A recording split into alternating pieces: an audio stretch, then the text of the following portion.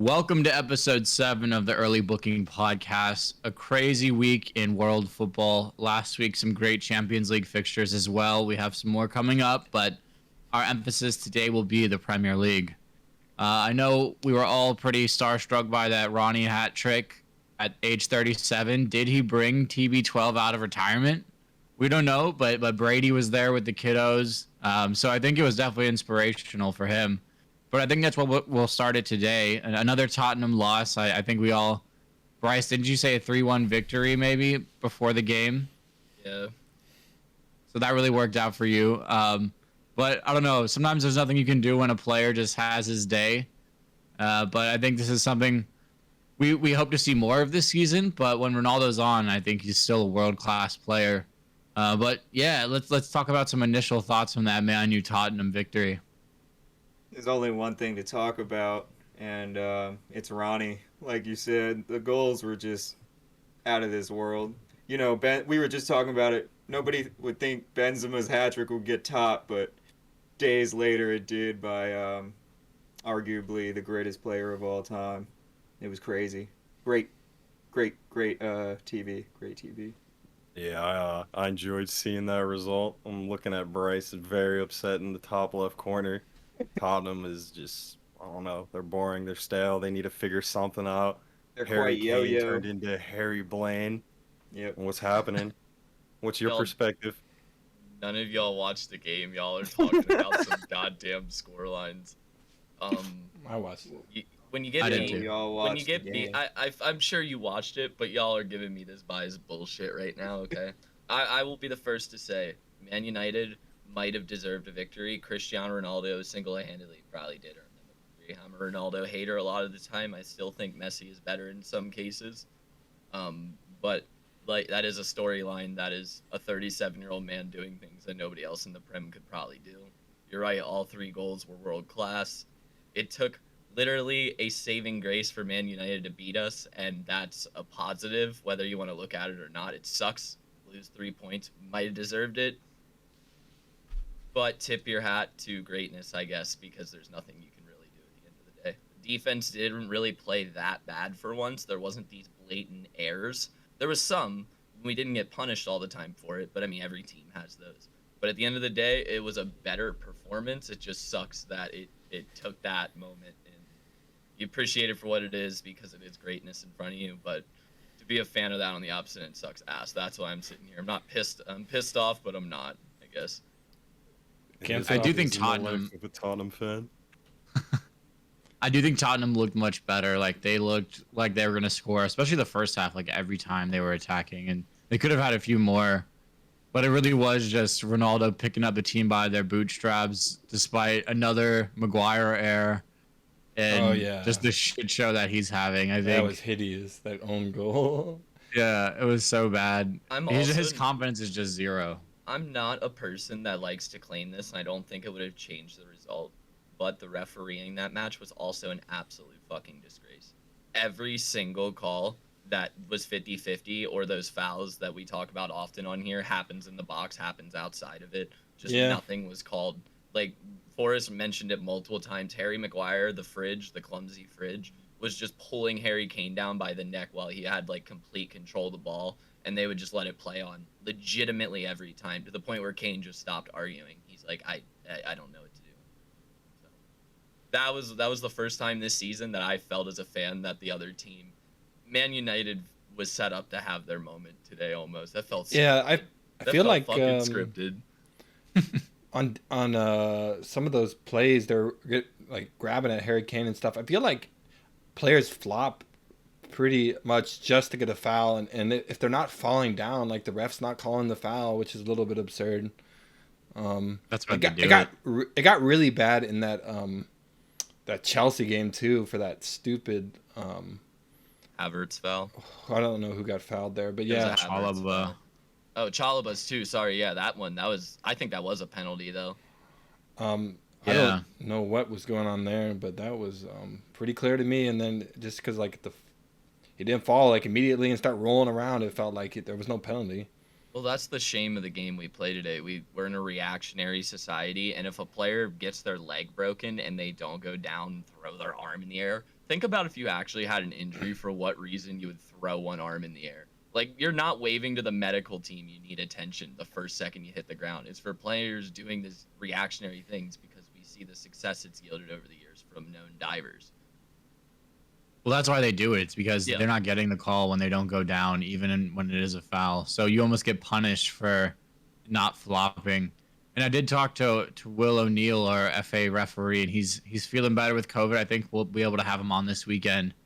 But I definitely want to get his opinion not only on some of the past calls we discussed, but I think that Chalobah foul, like, it was pretty clear he was impeding progress in the box. And also, I don't know if you all saw the Brighton Liverpool highlights, but that Diaz goal, he like had headed it. The keeper's coming out. It's like a ball over the top. He heads it, and he just gets absolutely cleaned by the goalkeeper.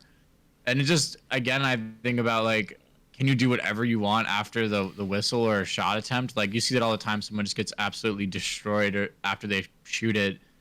And, like, that was a clear red card, and everyone was saying it online, pundits and all. So I just think, like, the inconsistencies are really hurting the Premier League, and you don't see it the same way at in the Champions League. It's called much more consistently. So a lot of work needs to go into making that more consistent, the referees. And I know we're all fans of Big Six clubs. Will you guys admit there's a Big Six bias to it? No. But Other than There's no Liverpool bias when Chelsea's playing them. I feel Get that way everything too. called offside. But I honestly feel as if VAR is there to keep the big teams in place sometimes, man. I almost feel the pull of the game, or at least the momentum of it. Maybe it's because big teams have bigger mentalities and can play off of it better, but it sometimes really feels like the Manchester clubs in general have that saving grace behind them sometimes too. But I've also seen City die by the VAR, so I love VAR. I think it goes both ways, where you win some, you lose some around VAR. Like, I've seen some absolute robberies from Liverpool in the last few years. And I think it was like 2 years ago, the first season where VAR was implemented, I think they released like this table of if decisions, like who was benefited and who didn't benefit. And Liverpool were like the team that had the most points lost because of like for VAR calls that shouldn't have happened. And we do see it with lower teams as well. I just think, like, when you watch these big clubs, the referees are personalities. They want to have their print on the game. They know the world is watching, and I think that just happens at all. Like, it happens. It's just so much more with the Big Six. So it's crazy.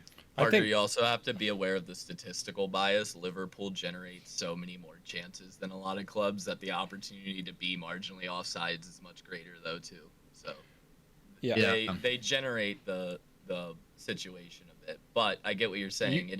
Seeing that statistic of your team being the most points taken away in VAR, how is that not the most frustrating statistic to ever hear as a fan? Yeah, I mean, overall, I'll go. Overall, VAR, I feel like, is still beneficial to the game. The implementation isn't probably the best that it could be, but I mean, like, give it time. Eventually they'll have it figured out, hopefully in a way that doesn't tarnish the game or like slow it down and all that. Like, everyone initial complaint was that it would slow the game down, like, what is this, like, and it's been beneficial. So Yeah, I think it's a good thing overall. Like, we look at that Lampard disallowed goal in the 2006 World Cup that in the semis that like clearly went over the line, where like that shit's not happening anymore, and that's huge. But I think, what was it, like 2 years ago, a team basically stayed in the Premier League and a team got relegated because of a VAR decision that was actually the wrong call. So I think, like, it's better than where it used to be, where it was like you have to call it the first time or else, like, it has to be a live call and that's your one chance to get it right. But at the same time, you see a referee staring at the monitor for like 2 minutes. It's just obvious, and they don't. Like, I thought that Lukaku goal was totally onside versus Liverpool in the final. And then you just, like, you look at something like that, and like one day you're watching them draw these lines, and it's like one day it's someone's shoulder, the next day it's someone's hip. It's like, where, like, everything needs to be just consistent.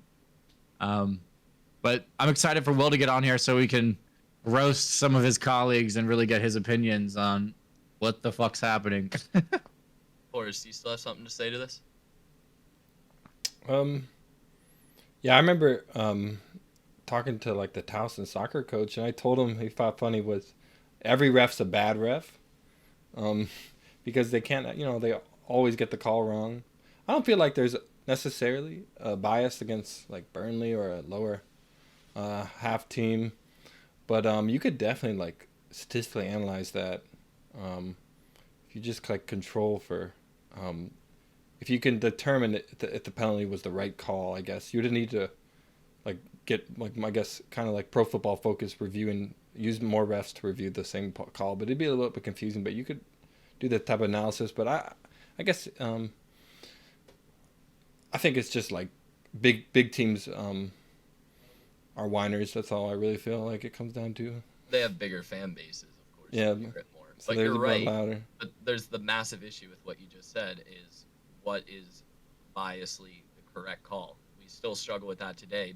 We watch the same foul, and some of us have a different opinion on it still. Like, there's always going to be that, unless you literally set, like, if this player makes contact, almost like a tag touch rule, where it's a definitive was contact made, you're always going to have some form of what is and what. We could spend all day talking about the diplomacy of football, though. Let's move back into the results, because we've had some massive ones this week. The relegation zone specifically saw a massive game with Leeds and Norwich, a 2-1 hard-fought victory. I've never seen an atmosphere as electric as Ellen Road. Thoughts on that game if y'all watched it? I thought it was awesome. I loved seeing an American coach winning a Premier League match. I don't think maybe Bob Bradley did that one time before getting sacked in his month-long tenure at Swansea. So I'm sick of the Ted Lasso comparisons for someone who's held such big jobs and done great things. It's just like such a simple comparison. Like there's so many trash managers or like football pundits that we could compare these foreign coaches to. So that's just lazy punditry and easy to take a jab at. But no, I thought it was huge for Leeds. I think it shows they did play really well, but at the same time they just scraped by Norwich. But it might have been just enough to see them out this season. And I think they had. I saw something. It was like the fewest points since January, the start of the new year. I think they were literally second fewest, with Norwich being the fewest. So it was a much needed victory. I think, like I said, it just really put a spark in them, and hopefully they can use that momentum to stay out the season. And I think they will. That was super important. As a neutral, Tottenham's not doing the best this season. I'm not looking to the grand allure heights of a top 4 finish or even silverware again. You guys love to rib and hear it. So looking to something like a relegation battle like we have this season is actually quite interesting. I think you all might agree this is one of the more competitive and interesting relegation battles we've had in years. A, because there's so many teams around that zone that could go down, and B, the magnitude of the names that are there. I know the one we're all thinking of right now, Everton again with their massive 3 points drop. The relegation battle is very interesting, and some of these 6-pointers like Leeds, Norwich, is the game of the week to watch now, because these teams are playing with so much passion.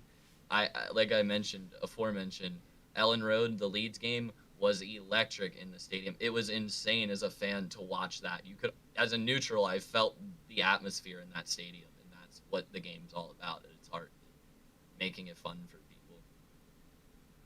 Yeah, I agree. I think the relegation battle this year is just super interesting, just seeing some big clubs down there. And Everton, I mean, I'm looking at the table right now, and they have 3 games in hand, but like their form is so bad that when are they going to turn it around? Like, they got to take advantage of these 3 games or they're done for. Like, honestly, they're done for.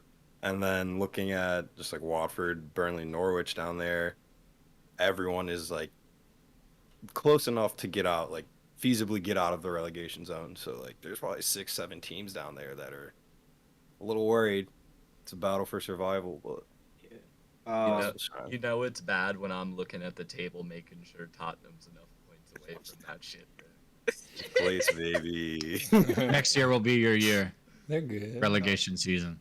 All of the teams are like so bad, like down there.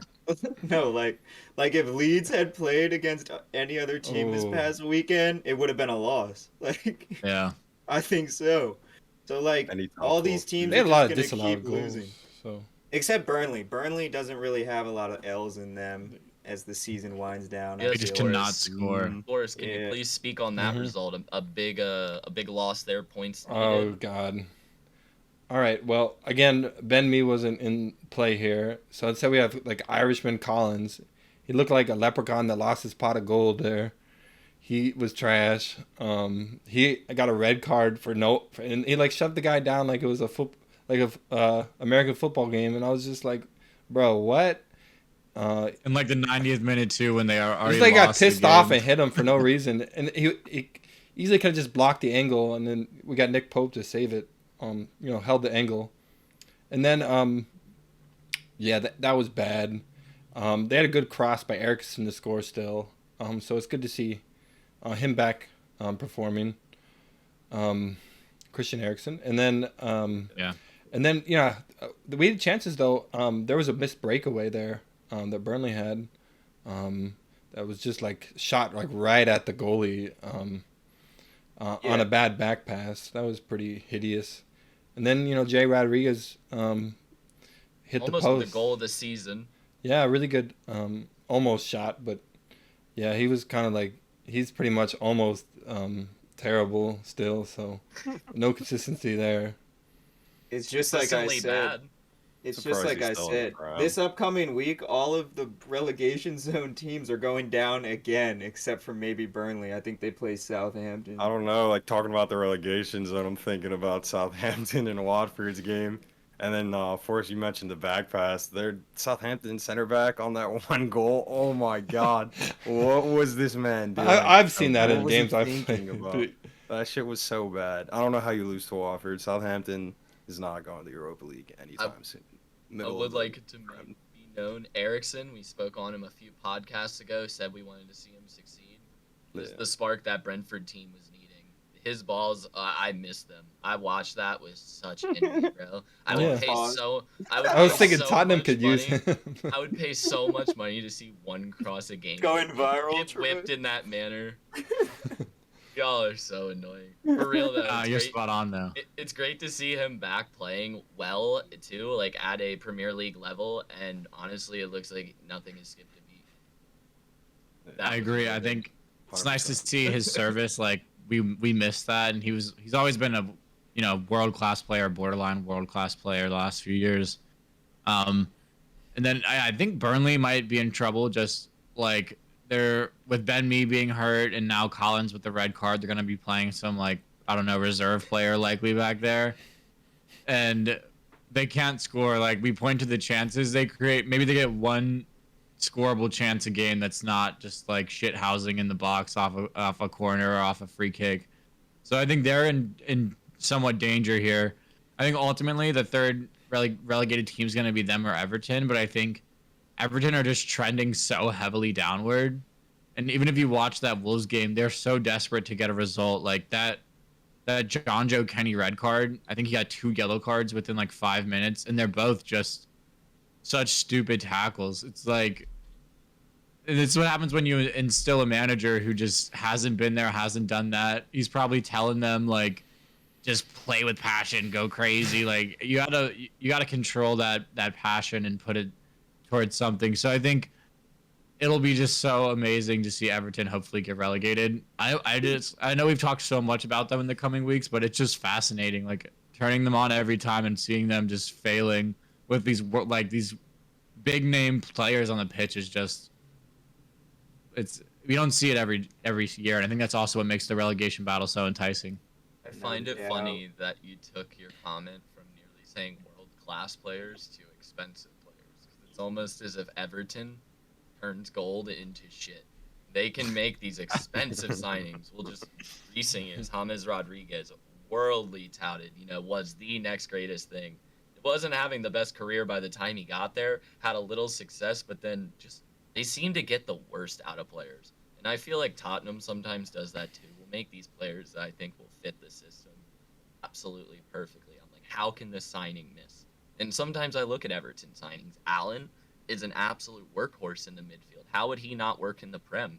And I watch him, and he just doesn't have the ball skills and the talent to cut it some weeks. And it's things like that. It's Everton is a club that almost feels destined to fail. Like players go there to fail. And while Tottenham might be a joke, players go there to not win stuff, some at least better their career. I feel like Everton right now is the black hole that careers go to die.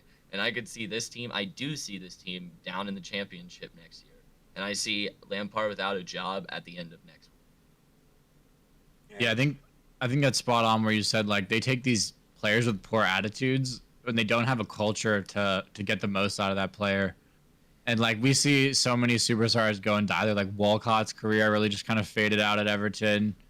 And like Van de Beek right now is playing there, and I haven't heard his name the entire. I guess he was alone, but I haven't heard him do anything there.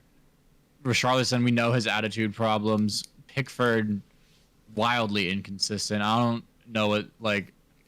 I don't think Pickford can be your number one if you're serious about going for top 8 because he's gonna cost you too many games. And their defense is so horrible. Like Mason Holgate, that dude is the biggest joke I've ever seen at center back. He's like a shit Chris Smalling, and Chris Smalling was never great. So just seeing some of the players they play just baffles me.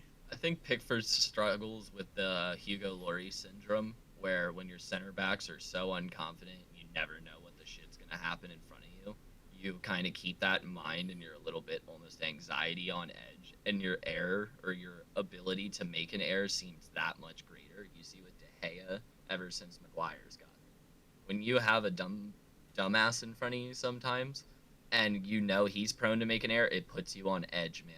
And Pickford makes a lot of mistakes, and you see it. He's the first one to get up and start berating defenders.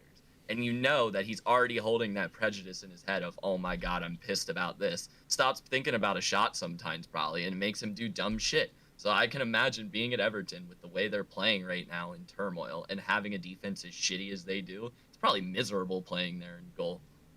Oh yeah, definitely. All right, They need a boys. hard knocks for the Prem and That'd put be Everton sick. on I that. think- But let's get out the relegation zone. Yeah, I let's think talk this about- is a good time to transition to the top half of the league because today Man City drew 0-0 with Crystal Palace. What does that do for the fight for the trophy and your boys, Parker?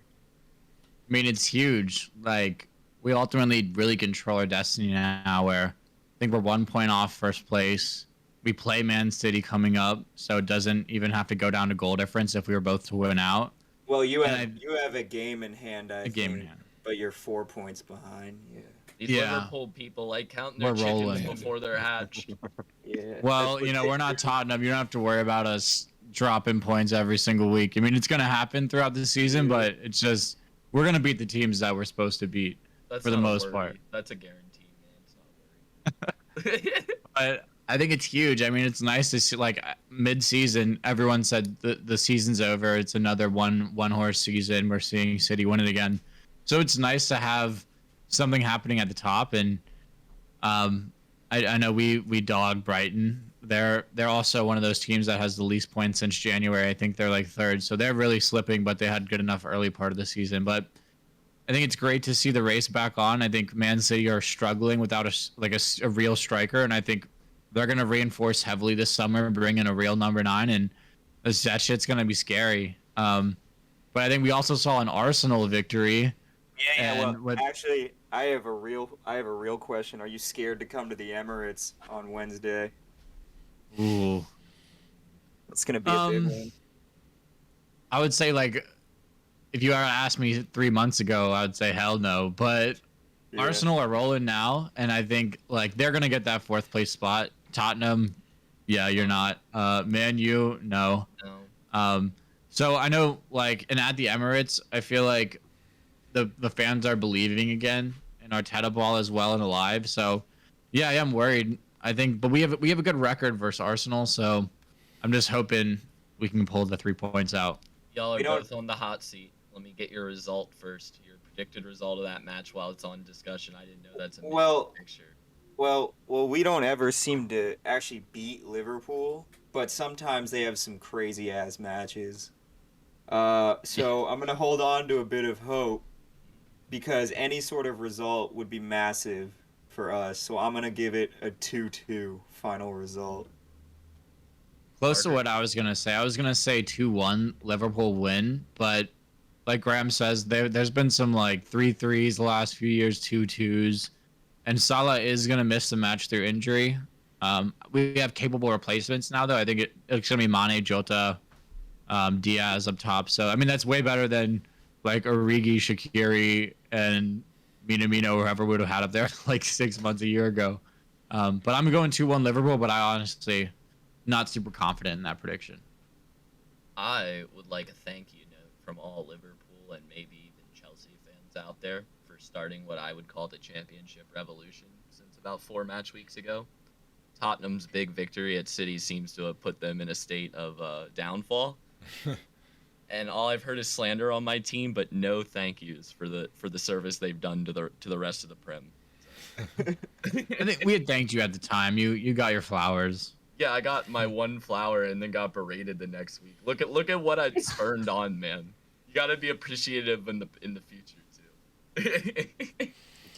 Lost to Burnley. Trey, Pathetic. I'm not saying Tottenham's in a good place. I'm saying y'all should need to be appreciative of the good things they've done. Yeah. The one That's thing, helpful, one lad. notable thing this season. That's how it always is. You hold on to the one thing we've done. Second place. Put the pressure on. Hey, yeah, I was about to say, put that in the trophy cabinet. Champions We League messed up second City's place. momentum. That has you're 100%. That's banter FC. Like I know No, right. Arsenal's banter FC. Well, that's the worst part is like, you know how they could like solve it is just like actually fucking win something. So like getting that close in the like recent years of like a second place finish twice, I think, and the Champions League the Champions League final second place, to get that close to finally just being able to say fuck y'all, like it's over, and then still not getting there, it allows the banter to continue that much harder. So it's frustrating. Like every time you succeed, people are just have that notion they're gonna bottle it, and while they're right, you hold out hope that the one damn time they're gonna get over the damn line and just finally break it, and then you go out and you see us perform again like we did 2 weeks ago against Middlesbrough, and you're just like, damn, this is a championship side sometimes, and it shows in their play. So I don't know. The second place medal in the trophy cabinet must be looking good out there. Yeah. there's another thing that happened too. We haven't talked about the sanctions. Blues. Because of Oh, the if we're Ukraine gonna talk war. about Chelsea. Let me at least How did talk we about not the Yeah. results talk from about the this? week before we get to some sanctions. Kai Havertz, King Kai, Lord, he's Filthy we don't goal. need Lukaku anymore. I heard that we offered PSG, we offered him for like 42 million. The club needs to get all the bums out. The sanctions, they I mean, I think they'll have a big impact this season actually with the fans and not being able to sell tickets. As far as in the future and Abramovich just moving on from the club, some other billionaire is going to buy the club. I'm sure that he'll put funds into the club just like before.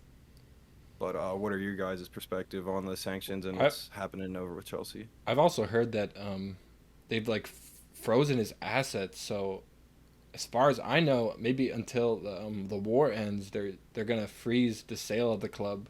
So it's gonna be like this for possibly years or a long time. It's not just like a quick sale. That is partially correct. He has to apply now because of the way they did freeze the asset of the club. He needs to apply for a separate license to sell it under some different means, and it will go through. It'll just be a longer process. Oh. So while it's not completely frozen, he will not be able to just find a second person and say, hey, do you want the club? He now has to go through this licensing process as far as I understand. Yeah, I think the sanctions were harsh and swift. I know, like, they only have like a 20K budget for away games, so That's what players I wanted to are speak on. players are having to pay for their own room and board. And while I think one thing is easy to look at the first team, you know, like, oh, these players are millionaires, they'll be fine. But then when you look at like the staff of the club and the administration, the youth team players, these U18, these U6, U8, U10, U12, I think those are the people who are probably impacted the most, that are probably like, wow, will we have a job tomorrow? What is going to happen with the future here? Because we know the first team players are going to be fine. If it's at Chelsea or elsewhere, they'll be okay. But yeah, those sanctions, like, we've never seen anything like this before. Yeah, I mean, sorry, I'll Go jump ahead. in real You go quick. ahead. But like, I feel like it's such a weird position, especially like with Forrest mentioning that it could go on for a couple of years, but like at the same time, it really can't. Like they need to have someone funding the club. There's no way a club that big is gonna be able to run on 20K a week for what are you gonna do with that? You can put the staff up, and then the players have to pay for themselves, and that's just a mess too. No one's gonna want to play in that environment.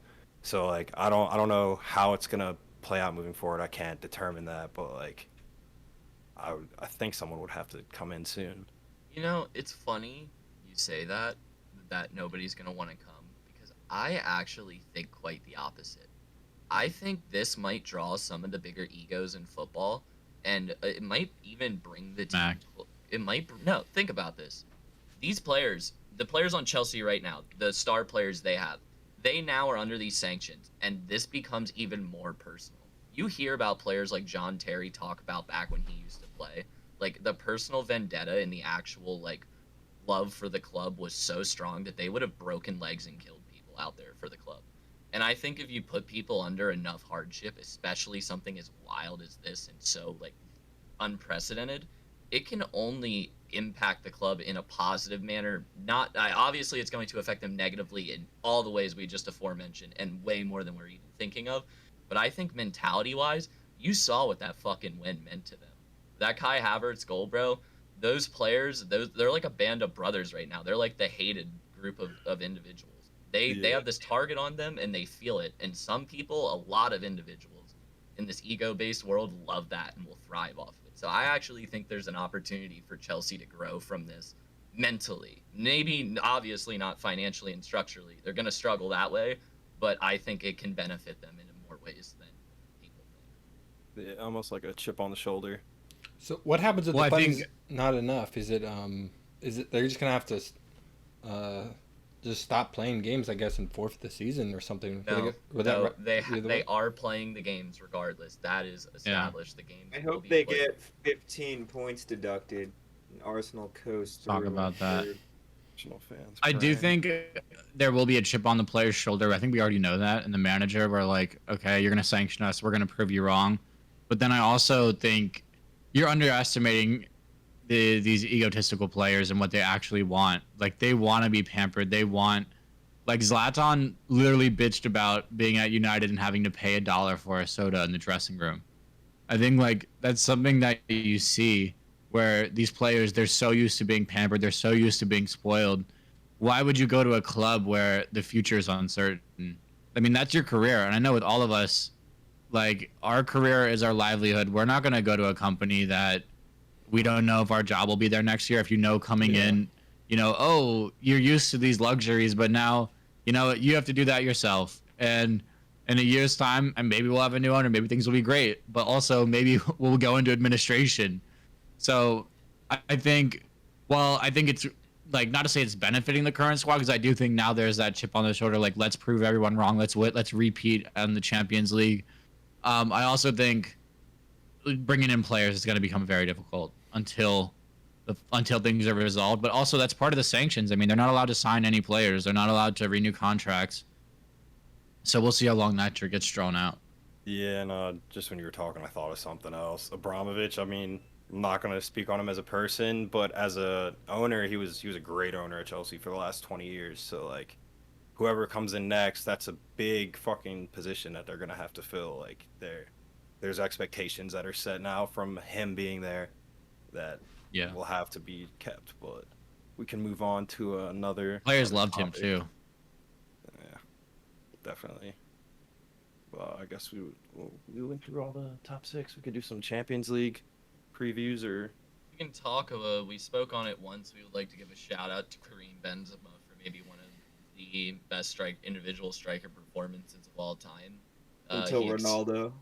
Well, yeah, but PSG was exposed for the frauds they are, a bunch of individualistic players out there that only play for themselves. And we see that reflected week in, week out in the Premier League, and it got exposed at the highest level. Two massive teams. Everybody thought PSG was going through. Real Madrid looked dead in the water.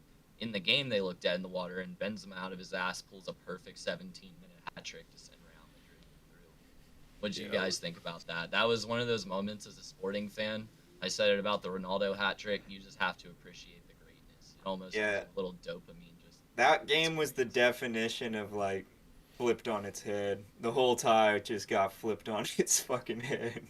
I've never heard Yeah. I've never heard a commentator be speaking about the prior goal and then get caught up Yeah, in commentating the next goal to the point where he can't even speak anymore. It was so profound that the commentator didn't know how to react. You basically did with that Bergvine double to win Yeah. it almost. Yeah. Yeah.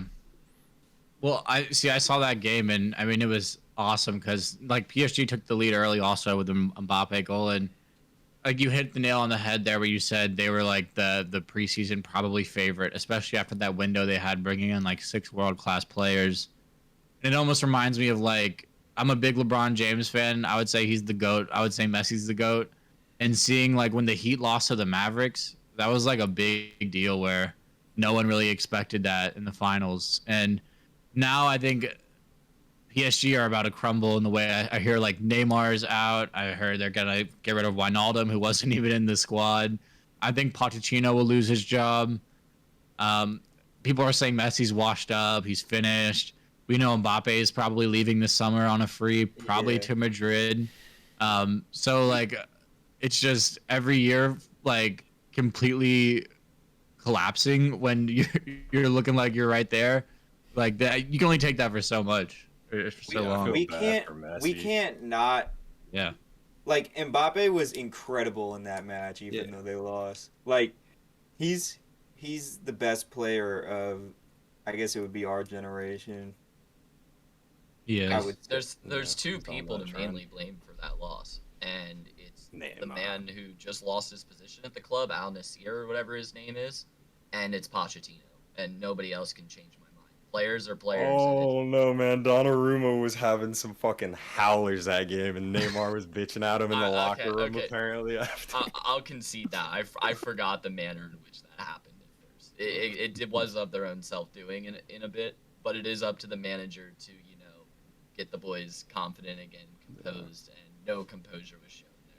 They crumbled just like I've seen Tottenham crumble time and time again, and Pochettino might be the right man to come back and just do that again, I guess. That's why you don't bring in a Finnish Spurs manager. I mean, Oh yeah. like he's never been there. I guess you could make the argument he's been to one Champions League final, but not to say it was a fluke run, but y'all played Ajax in the semifinals, and you had beat City, like that was huge. They were probably the favorites that season, but I mean, it's just like every single time in the Premier League, y'all would fall short at that final hurdle, and I'm hearing that like he might come back to Tottenham, so I hear United. yeah, that's you. He'd be Good. good there. I hope he goes to United. He's like, he's wishy-washy over in Paris, so maybe you So- can bring that, continue on that. I have a question. We moved into the round of 8, right? Everybody finished their second leg, or we still have second legs coming up? There's still some There's still a second few, like legs. Atletico plays United tomorrow. Chelsea. Yeah, Chelsea, This week. Lille. Okay. So we'll get more into this when we move into the draws for Yeah. the round of 8. That's when this becomes a bit more interesting. That Like a Ajax segment for Benfica, sure. the Ajax Benfica tie is gonna be crazy. I think That does sound like a good one, actually. Yeah. 2-2. It's 2-2, and then Juventus and Villarreal will be a good ending. That's 1-1. So That we should will be. let's move on to some picks for this weekend. I was looking at the schedule. What's up with all these postpones? Is there something going on? Or I think For they match might have day been 30. like COVID games from. Oh, are you Remember. speaking on the midweek ones, Trey? no, I'm looking at Oh, the Saturday weekend, ones. the Yeah. weekend game. Is there FA Arsenal Cup this plays- weekend? Maybe. Yeah, I think Oh, there is that- FA Cup. That's probably why Arsenal and Tottenham play the trash motherfuckers. I got you. Hold on. Yeah, March 19th, Chelsea plays, and Sunday all the other teams play. Yep. That's why. So yeah, Okay. if I'll start us off with some picks. Just looking, I think midweek we got 3 games here. I think Newcastle beats Everton. Everton continue the fall. Liverpool, I already discussed. I think we'll beat Arsenal, and then I'll take Tottenham over Brighton there. And then looking to this weekend, I think West Ham beat Tottenham because Tottenham can't win 2 games in a row. I think Brentford beats Leicester. Hopefully Rodgers gets the sack. I want to see that. And I like this Aston Villa Arsenal matchup. That'll be good on the weekend. And I think Wolves beat Leeds into the ground. Yeah. I think Tottenham will, as they do, bounce back against Brighton. It's a club that's not really much of a threat in terms of the Premier League title, but it's a good bounce back for Tottenham, so I'm taking them to win on Tuesday. Arsenal, Liverpool, I don't know if I want to touch that. I think Arsenal has an upset in them with the form they're in, but Newcastle is bouncing back after losing to Chelsea, so Everton, they're going down. I like Newcastle and Tottenham for the midweek. All right, well, I'm going to be a man and actually throw some score lines in there. I already said 2-2 in the Arsenal-Liverpool match. I'm going to say 1-1 in the Brighton-Tottenham match. I think it's at Brighton, so that's why. Newcastle wins 2-0 against Everton. I think Wolves wins 4-0 against Leeds. That's how bad Leeds are. And I think Arsenal wins 2-1 against Aston Villa. Aston Villa. I think Villa Brentford and Leicester tie. Actually, I'm gonna give it to Leicester 1-0. Think And so? then I think West Ham beats Tottenham 2-0. Shit, you went through the whole fucking schedule, Graham. I got Wow. 3 picks, bro. I got All 3 right. picks for you. I think Arsenal gets slapped 6-0 by Liverpool. Yeah. That I think Tottenham beats Brighton 4-1 and then draws West Ham 1-1. And I also think it's an absolute shame that the Watford Everton game is postponed this weekend for FA Cup reasons, because that would have been game of the season. Watch Lampard get sacked. Yeah, Everton are just delaying the inevitable by staying in the FA Cup. Like, what are y'all even doing?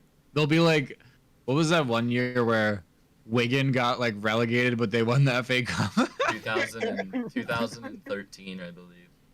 That'll be Everton on some bullshit this year. Like, get relegated, but they'll be like, well, we won the FA Cup. Title. Yeah. Silverware. So they were in the Championship and the Europa League. Is that I thought No. the FA Cup winner gets Europa League. No. I do think they might get a play-in game. They get That's I think how- they lost the play-in. Oh, that's how Arsenal got Europa League. Yeah. When they beat Chelsea. Lampard Hey. would be like, we're still in Europe.